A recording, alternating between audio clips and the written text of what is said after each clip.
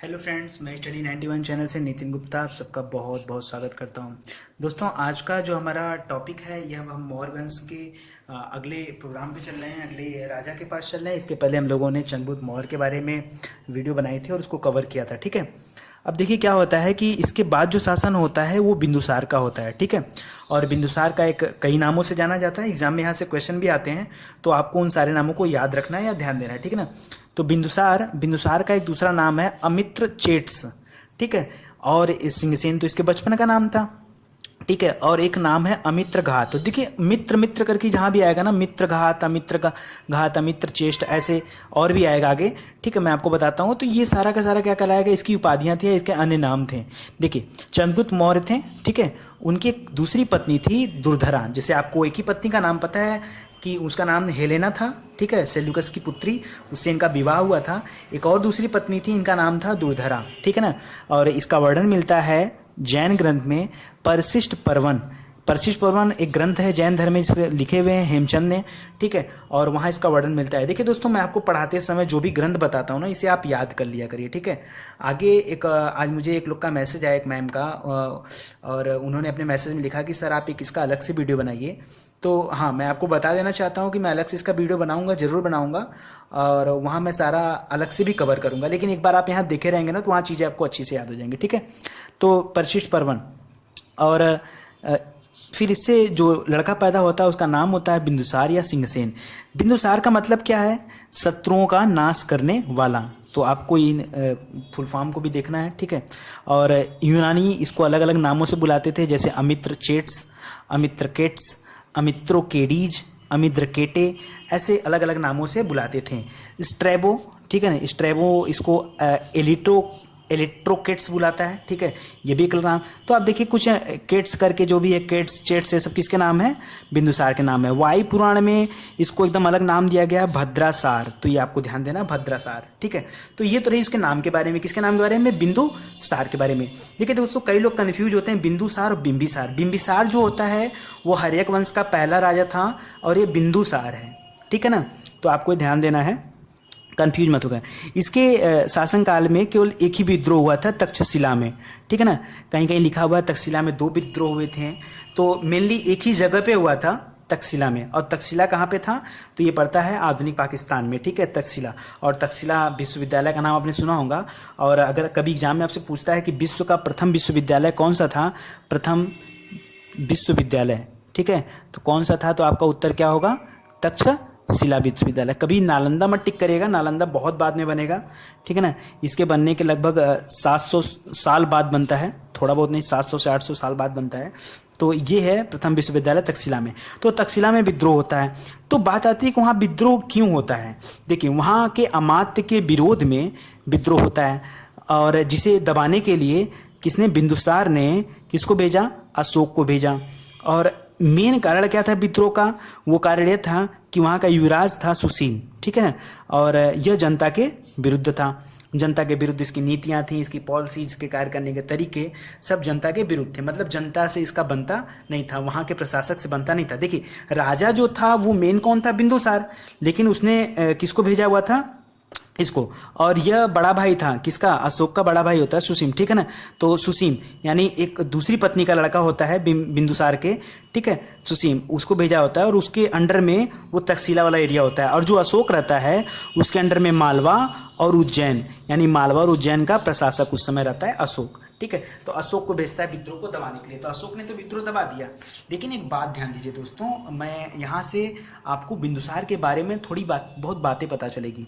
पीछे हमने पढ़ा कि बिंदुसार को कहा जाता था शत्रुओं का नाश करने वाला, मतलब कि बड़ा स्टैंडर्ड उसको बताया गया है, सिंहसेन नाम से लग रहा है। तो अगर ऐसा है तो यार, अगर उसके शासनकाल में विद्रोह हुआ तो उसको खुद जाना चाहिए ना। राजा के शासनकाल में अगर कोई विद्रोह हो रहा है तो राजा को जाना चाहिए था। तो हम पूछते हैं कि बिंदुसार वहाँ विद्रोह में क्यों नहीं गया। तो कई विद्वान इस बात पर टिप्पणी करते हैं कि बिंदुसार को जितना बताया गया है, बिंदुसार उतना जो है अच्छा राजा नहीं था। मतलब कि जिस तरह से बताया गया है कि वो शेर था, शत्रुओं का नाश करने वाला था, ऐसा कुछ नहीं था। अगर ऐसा होता तो वह खुद ही जाता विद्रोह को दबाने के लिए, अपने पुत्र को नहीं भेजता। खैर ये बात की बात है, मैं अपनी बात नहीं बता रहा हूँ, ऐसा मिलता है अलग अलग ग्रंथों में। ठीक है, तो आपको ये बातें भी ध्यान देनी है।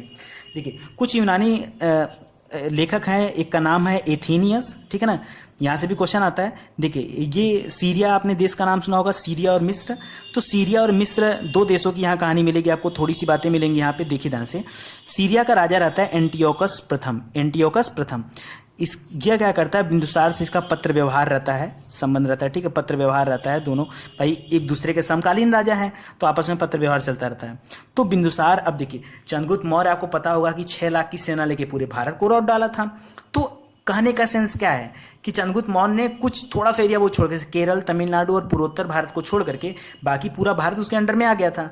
तो अब क्या बिंदुसार को बहुत ज़्यादा काम करने की जरूरत है? अशोक करें, चंद्रगुप्त मौर्य ने तो बाकी सारा काम कर ही दिया था, तो बिंदुसार को बहुत अधिक काम करने की जरूरत नहीं थी। इसलिए बिंदुसार जो था, क्योंकि सारे राज्य तो उसे फ्री में मिल गए थे, ठीक है, तो जो बिंदुसार था ना, वो ज़्यादातर क्या करता था, मदिरा में, ठीक है ना, अय्यासियों में डूबा रहता था। लेकिन अब कुछ लोगों को लगेगा कि देखिए अगर मैं कोई चीज़ पढ़ाता हूँ, ठीक है, तो पहली बात तो आप हमारे ऊपर बिलीव किया करिए, ठीक है।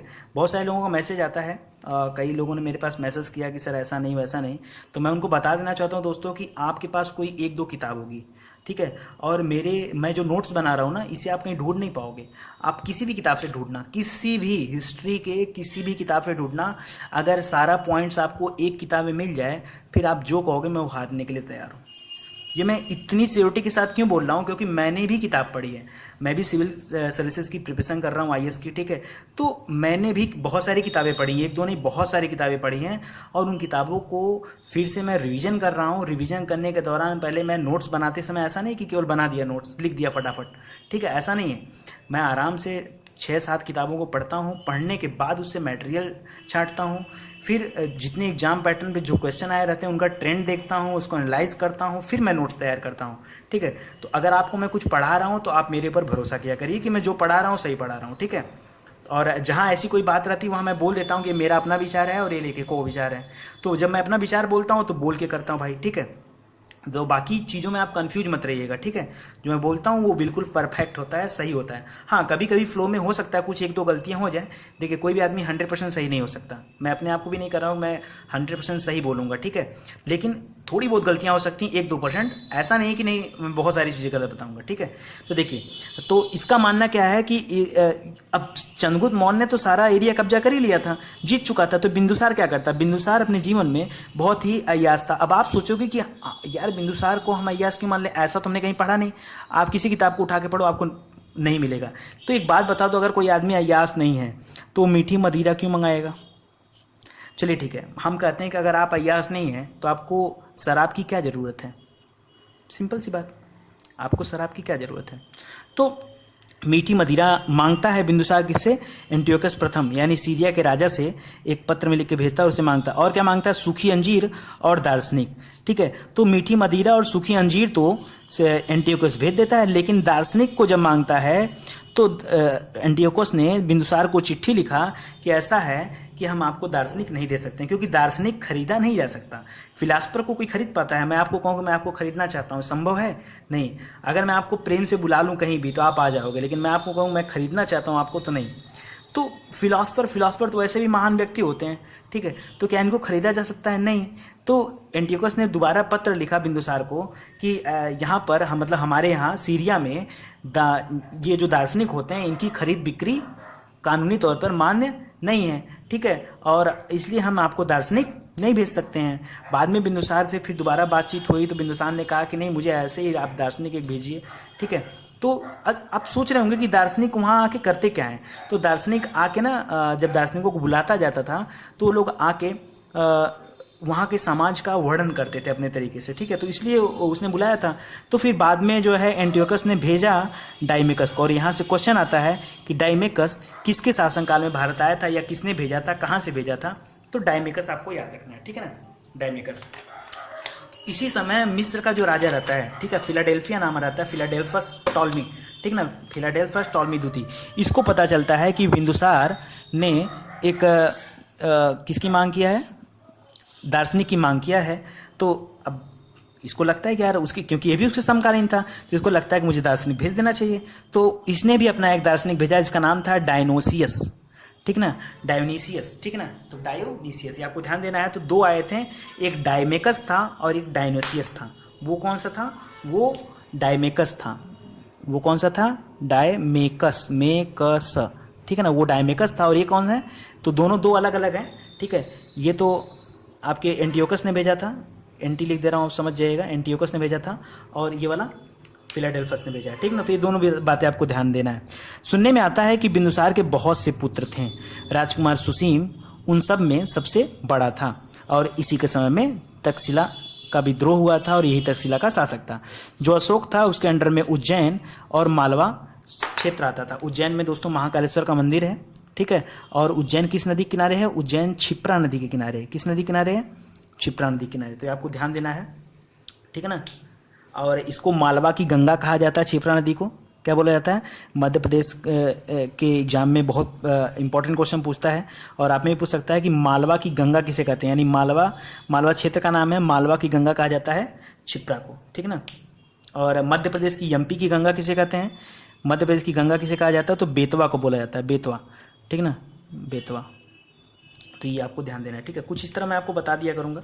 आज एक लोग का मैसेज है ऐसे कि सर आप कुछ इस तरह के इंपॉर्टेंट फैक्ट्स भी दे दिया करिए तो बड़ा अच्छा रहेगा। तो ठीक है, ओके, अगर मुझे जो कुछ भी आता जाएगा मैं बताता जाऊँगा आपको, ठीक है।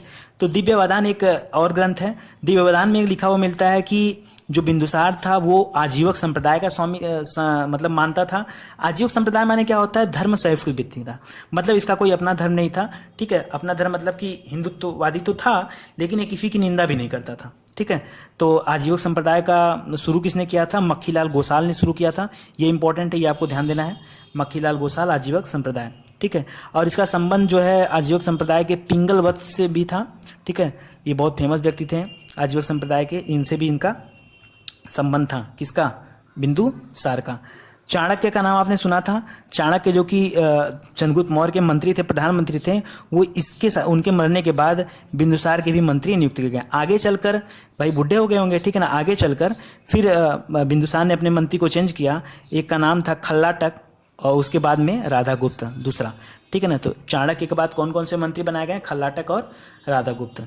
और फिर अंतिम में क्या होता है? बिंदुसार की मृत्यु हो जाती है 273 बीसी में, और फिर इसका चैप्टर क्लोज। तो अगर दोस्तों आपको समझ में आया हो वीडियो तो प्लीज़ आप वीडियो पर लाइक करिए, कमेंट करिए और वीडियो को शेयर करिए। बहुत बहुत धन्यवाद दोस्तों। मैंने आपसे कुछ कहा था सब्सक्राइब करने के लिए, तो जितना ज़्यादा से ज़्यादा हो सके लोगों से सब्सक्राइब कराइए। और जो वीडियो आते हैं दोस्तों प्लीज़ आप उसको स्किप मत किया करिए प्लीज़। अगर मैं अच्छा पढ़ा रहा हूँ और मेरे लिए 1 मिनट तो आप दे ही सकते हैं, मैं आपके लिए इतना मिनट दे रहा हूँ, इतने सारी चीज़ें दे रहा हूँ, तो आप मेरे लिए 1 मिनट दे सकते हैं, मैं मानता हूँ। तो प्लीज़ आप वीडियो को स्किप मत किया करिए, या तो पूरा देखा करिए। 40 सेकंड 50 सेकंड की बात होती है, और उस पर क्लिक किया करिए, ठीक है, मेरे लिए, ठीक है, ताकि मैं और प्यार से आप लोगों को लिए और अच्छी अच्छी वीडियो दे सकूँ। और अगर आप नहीं करेंगे तो ही मेरा काम है पढ़ाना, ठीक है, इसलिए लाभ की चिंता नहीं किया जाता, वो भगवान है, सब कुछ सही होगा। और बस बाकी यही सारी चीज़ें हैं, तो आगे आप ये सभी चीज़ें याद कर लीजिएगा। हाँ, एक चीज़ मैं आपको और बताना चाहता हूँ कि कुछ लोग का मैसेज मेरे पास आया, वो कहते हैं कि सर मैं यूपीएससी की तैयारी कर रहा हूँ, यूपीपीएससी की तैयारी कर रहा हूँ, मुझे क्या करना चाहिए, ठीक है। तो मैं जल्दी एक वीडियो बना के डालूंगा ताकि आप लोग उसको देखकर ये डिसाइड कर पाओ कि क्या करना सही है, क्या करना गलत है। हालांकि मैं यहाँ बता दूँ आपको कि मैं जो कुछ भी मैटर बना रहा हूँ ये किसी एक चीज़ के लिए नहीं है, मैं हमेशा डीप स्टडी कराता हूँ। आप चाहे एसएससी दे रहे हो, चाहे बैंक दे रहे हो, चाहे रेलवे दे रहे हो, चाहे आईएएस दे रहे हो, चाहे पीसीएस दे रहे हो, मैंने सारे मैटर को कवर किया है। और ये अगर आप एसएससी के पॉइंट ऑफ व्यू सोचेंगे तो आपको लगेगा बहुत ज़्यादा है, पीसीएस के पॉइंट ऑफ व्यू सोचेंगे तो भी आपको लगेगा बहुत ज़्यादा है, आईएएस के पॉइंट ऑफ व्यू सोचेंगे तो भी। ऐसा कोई एग्जाम नहीं जो इससे आप नहीं दे सकते, क्योंकि मैं सारी किताबों को पढ़ने के बाद जो मैटर होता है उसे सिखाता हूँ। ये नहीं सिखाता हूँ कि एग्जाम में क्या आएगा। अगर एग्जाम में सिखाना होता तो मैं यहाँ पे 2-3 लाइन में चैप्टर ख़त्म कर देता, ठीक है। इतना बहस नहीं करता, ठीक है, 14 मिनट बीत चुके हैं, इतना बहस मैं नहीं करता।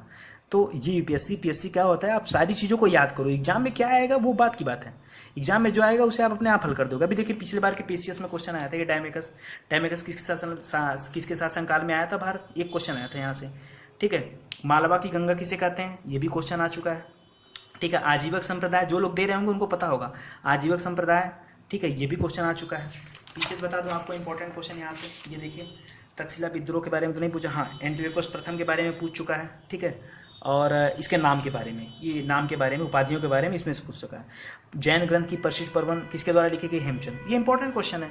तो यार इंपॉर्टेंट क्या है? इंपॉर्टेंट माने यही है कि आप सारी चीज़ें अगर ढंग से पढ़ेंगे तो आपको सारी चीज़ें याद हो जाएंगी, और सारी चीज़ें याद रहेंगी तो एग्जाम में यार क्वेश्चन कहीं से पूछे ना, हम कह रहे हैं कहीं से क्वेश्चन पूछे, आपका कुछ भी नहीं छूटेगा। तो हमारा टारगेट क्या है कि हमें सब कुछ समझ में आए, ठीक है। तो चलिए, और इसी के साथ क्लोज करते हैं। थैंक यू, बहुत बहुत धन्यवाद आपका।